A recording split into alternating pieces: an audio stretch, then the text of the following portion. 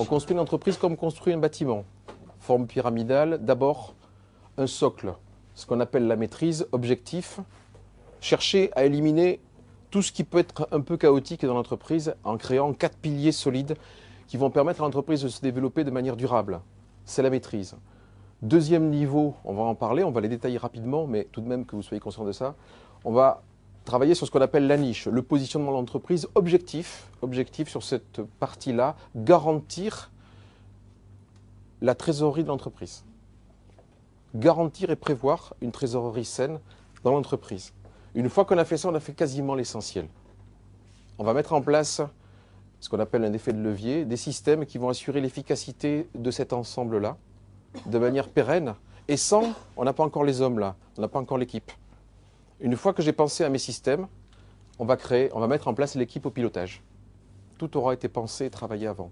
D'accord ? Et à partir de ce stade-là, quand on demande aux dirigeants et qu'on les challenge un petit peu sur ce qu'ils cherchent vraiment, une grande majorité d'entre eux, en termes de qualité de vie, il y a un mot qui revient, c'est le mot liberté. Ce que je veux, c'est ma liberté. Tant que je n'ai pas ça en tête, je suis esclave de mon entreprise et de mon activité. Si j'ai ça en tête, il y a de fortes chances que j'y arrive. Et bon, chez Action Coach, 1200 coachs dans le monde depuis 10-15 ans, on sait qu'il faut à peu près 7 ans, à partir du moment où on a l'idée, pour arriver à ça. En moyenne, sur les dizaines de milliers de dirigeants qui ont été accompagnés, on sait qu'au bout de 7 ans, ils arrivent à une liberté totale de faire ce qu'ils veulent.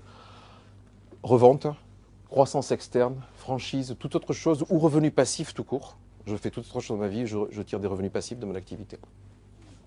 Au stade de la maîtrise, j'ai construit une activité commerciale. Au stade de la niche, je suis rentable. Et au stade de l'effet de levier, elle fonctionne. Et sans vous, au stade de l'équipe. Vous avez toute la logique là.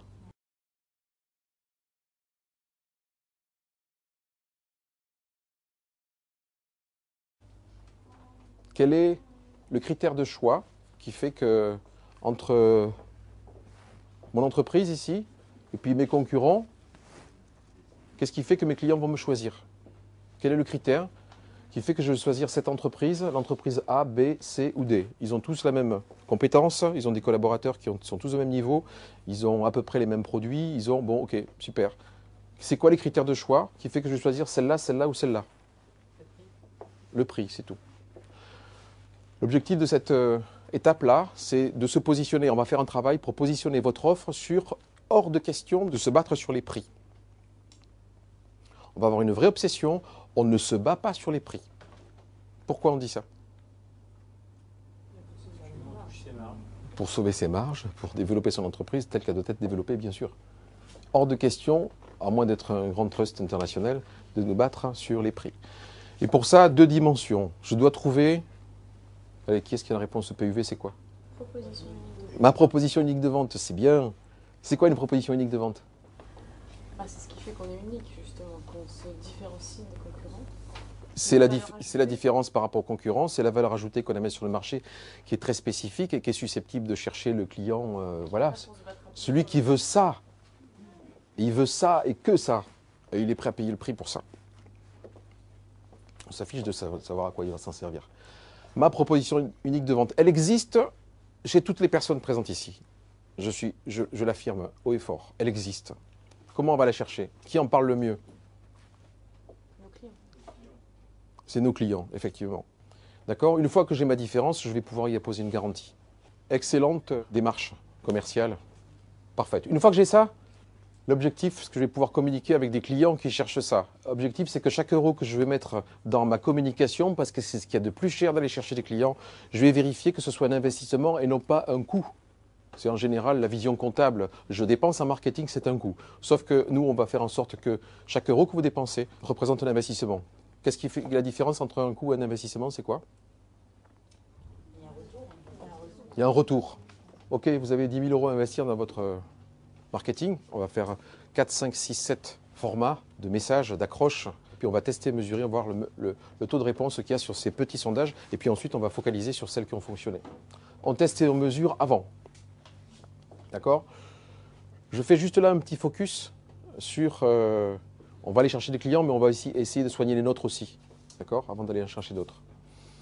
Et là, ce qu'on propose ici, c'est qu'à partir du moment où on analyse votre portefeuille client, on va trier les clients en 4 parties A, B, C, D. Dans beaucoup de cas, ce que je rencontre, c'est que quand on trie les clients A, B, C, D, on s'aperçoit que l'énergie de l'entreprise est majoritairement dépensée sur des clients de type D ou C, parce que ce sont des clients, en gros, qui râlent tout le temps, qui sont chronophages, qui ont beaucoup de difficultés à payer. On y consacre une grosse partie de notre temps, et pendant ce temps, les clients qui râlent pas, qui payent régulièrement, ainsi de suite, on sait que c'est des clients idéaux, mais on n'a pas le temps de s'en occuper. Et on a beaucoup de clients qui quittent l'entreprise comme ça. Donc on va les trier, c'est un premier travail qui est simple à faire, mais qui va nous permettre d'identifier le profil du client idéal. Les clients de catégorie D et de C, on va essayer de les passer aux concurrents éventuellement, ou on s'en débarrasse, mais on va se consacrer aux clients de type A et B. D'accord ? Je vais vous parler du châssis des affaires, qui est la même chose dans toutes les activités, quelles qu'elles soient. C'est un truc simple, mais en plus hyper puissant. 5 leviers. Le châssis des affaires, c'est 5 leviers. Il y en a 5. Comment on fait pour avoir des clients? Comment on fait pour avoir du chiffre d'affaires? Comment on fait pour dégager des bénéfices? Ça, c'est en gros la manière de calibrer une entreprise quand on va voir un banquier. Combien vous faites de chiffre d'affaires? Quel est votre bénéfice? Et vous travaillez avec qui? Combien de clients? On propose de considérer ici que ces éléments-là ne sont que des résultats. Ce sont les résultats de quoi? Il y a 2 leviers pour avoir des clients qui doivent faire partie absolument de vos manettes pour diriger votre affaire. Il faut que je fasse quoi pour aller chercher des clients? Il faut que j'ai des contacts. Il faut que j'aille chercher des contacts dans la cible. Hein. Ok. Et une fois que j'ai les contacts, je fais quoi? Mes stratégies de transformation, c'est quoi que je vais utiliser pour transformer les contacts que je rencontre? Je n'ai pas besoin de rencontrer 10 000 si je suis infoutu d'en transformer plus de 1%. De la même manière, quand j'ai ces clients, je vais suivre quoi comme indicateur? Je vais suivre le nombre de transactions que je fais avec eux. Une dimension importante que je vous propose, c'est de dire qu'un client ne devient client qu'à partir du moment où vous achetez une deuxième prestation. S'il s'est arrêté à une prestation, c'est toujours un prospect. Pourquoi je dis ça? Le plus dur, c'est d'aller chercher des contacts et de transformer un client. On lui a envoyé un truc, on va le travailler pour lui permettre de découvrir ses offres de services dans le temps et lui permettre de rester fidèle et de continuer à acheter. Et l'effort, il va être consacré à ça. Et de moins en moins aller en chercher de nouveau. Objectif suprême, c'est de transformer ses clients en commercial. On va le voir. Quels sont vos chiffres pour ces 5 leviers? On va voir une petite démonstration ici avec une entreprise qui fait des massages, l'Institut de massage à Paris. On a arrondi les chiffres volontairement. Cet institut de massage, ils ont 4000 contacts inscrits dans la boîte, dans leur table, dans leur base de données. D'accord? Et on sait qu'ils ont un taux de transformation de 25%. Ils ont donc 1000 clients qui viennent 2 fois par an se faire masser pour une moyenne de 100 euros. Encore une fois, les chiffres ont été arrondis. D'accord? Chiffre d'affaires 200 000 euros et 25% de marge, ce qui représente 50 000 euros de bénéfices. Jusque-là, tout va bien. Qu'est-ce que je fais? Je suis à la veille je suis en octobre, je dois préparer mon budget. Dans le meilleur des cas, beaucoup ne font pas de budget. Pour l'année prochaine, je fais comment avec ça? On vous propose ici de travailler que sur les leviers, de ne travailler que sur les leviers. Alors, on va vous proposer 73 stratégies qui sont testées et mesurées. Et on propose là, pour l'exercice, de dire on va augmenter chacun des leviers de 10%. Ce n'est pas la mer à boire, c'est très smart d'aller chercher 400 contacts de plus dans l'année. Sur mes 25%, j'ai 83 stratégies, je vais en choisir 2-3 qui vont me permettre d'avoir 27,5% de taux de transformation. Je l'améliore un petit peu, ce qui m'amène à 1210 clients. Idem, sur mon nombre de transactions, je vais passer à 2,2. Bon, là, l'action qui a été retenue, principale, qui a eu le plus de résultats, c'est de mettre des linéaires de produits à l'entrée, de telle manière à ce que les clients aient le coup de cœur et puissent faire des achats d'impulsion. C'est ça, cette stratégie-là, qui a fait 2,2. D'accord? Et on va faire monter la valeur moyenne de transaction à 110, ce qui nous amène tout de même à un chiffre d'affaires de 192 000 euros en deuxième année. Et on fait pareil sur les marges, avec 67 stratégies, on arrive à 80 000 euros de résultats. Quel est le taux de progression là, sur le chiffre d'affaires et le résultat pour les deux? Ouais. 46 sur le chiffre d'affaires et 61% sur le... C'est le principe de l'effet de levier. L'effet de levier. Vous avez 5 manettes pour diriger votre business. Je vois beaucoup trop d'entreprises qui sont sur... Je vais chercher des clients, je transforme, je n'ai pas de stratégie de transformation. C'est difficile. Et j'agis sur mes marges. C'est tout.